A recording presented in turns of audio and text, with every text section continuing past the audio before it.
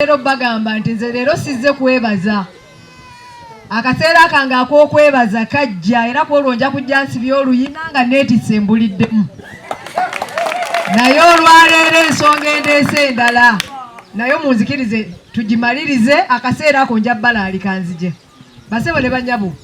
Mukirize nga sinnagenda wala wadde mbagaye nti sizze kwebaza.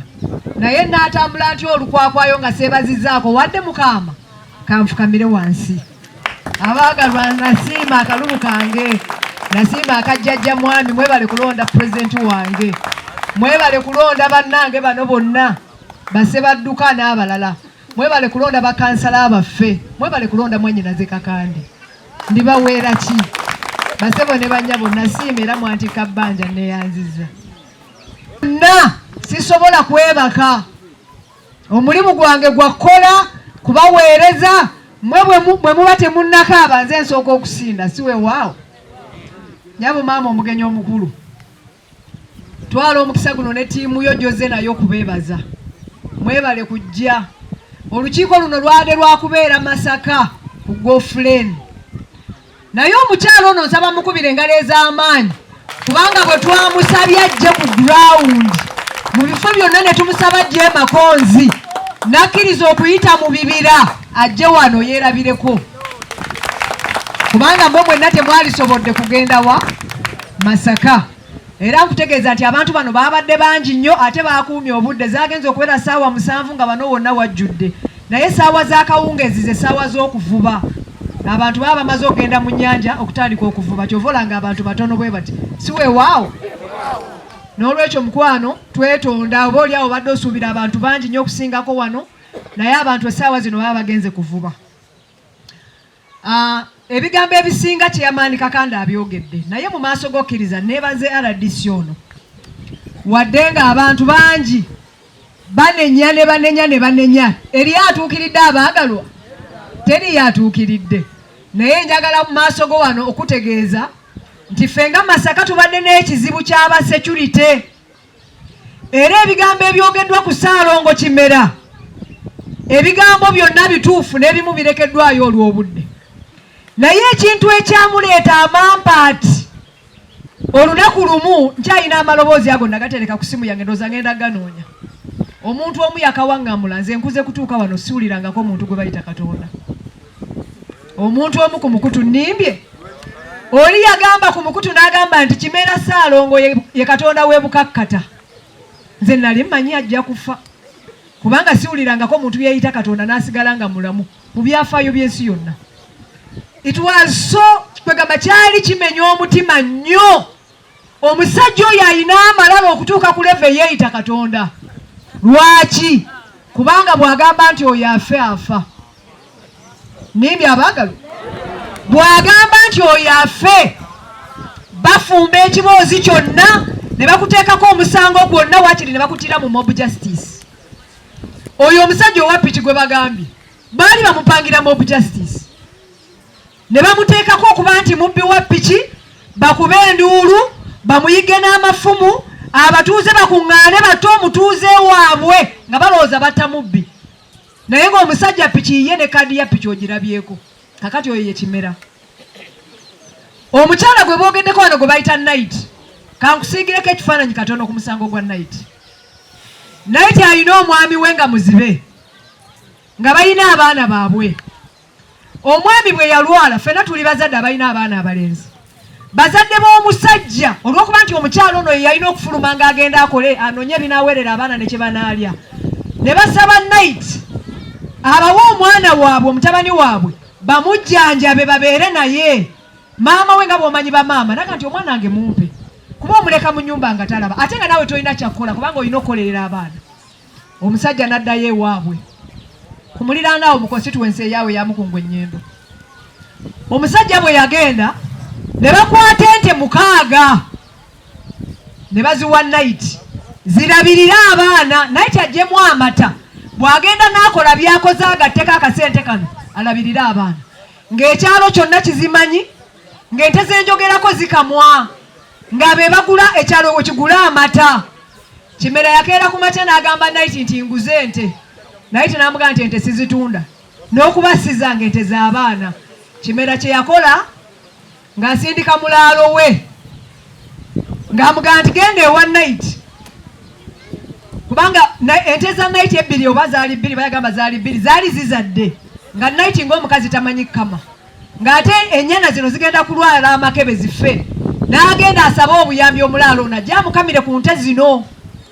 Omusajja kye yakola ng'atandika kulimbalimba night ng'amugamba naye ente ezo teziriiko bulambe bajja kuzibba twali zitaddeko ennamba.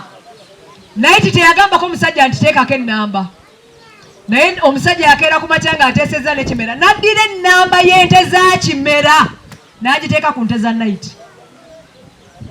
Muwulira obubbi obwo? Kimera yakeera ku makya nga talina poliisi nga talina court order nga talina kirala kyonna ye nga Kimera n'obwa Kimera bwe n'ajja n'agoba ente za night n'azitwala mu kiraalo kye n'olwaleero mwe ziri.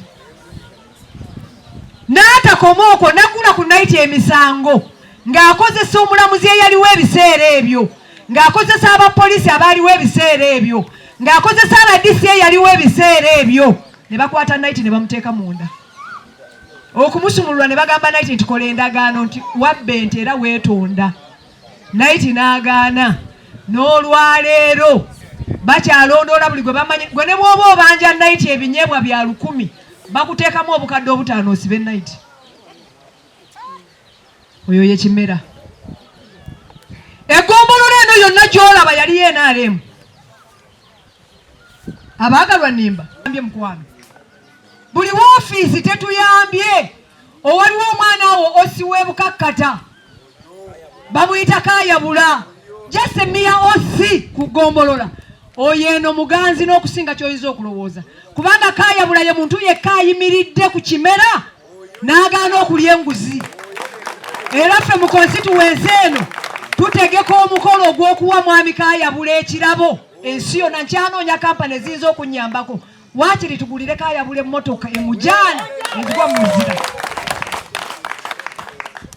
Tulina abantu ab'olubatu abayimiridde ku mazima naye nga bakolera mu bugubi. Ow'omukwano munzikirize mu maaso g'abantu bano bonna RDC ojja kunsonyiwa omukyalo ono ngenda kumwebaza kubanga egimu ku mirimu gye yakola yagikola tonnajja. Tetuyinza kutandika kugeraageranya na mukyala Nakyanzi. Mukyala Nakyanzi abaddewo wano okumala emyaka naye omukyalo omulala agwana engule era naye gwe ali ku lisiti y'abantu batuteekateeka okuwa engule ye mukyala Nakyanzi Saala. Bano abantu benkugamba ofiisi zaabwe si nnene. Mukyala Nakyanzi sina deputy RDC assistant RDC naye ebintu byakola ne baminisita abamu bibalemye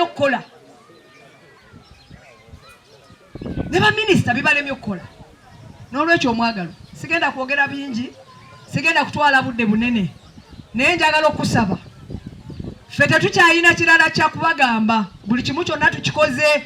President Museveni tumuwolereza byatamanyika ebikolebwa kubanga abantu bano abali mukola ebintu bino ffe eno bwe tubeera eno ng'abalonzi tulowooza nti olinga engeri gyali chairman we NRM mwami Museveni yabimutuma baatuuka noga nti mwami Kimera akolera first lady.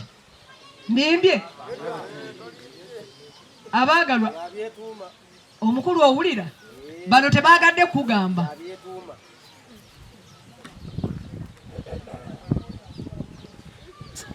Madamu okomyewo nkubulire kano abantu bano babagamba nti mwami Kimera akolera first lady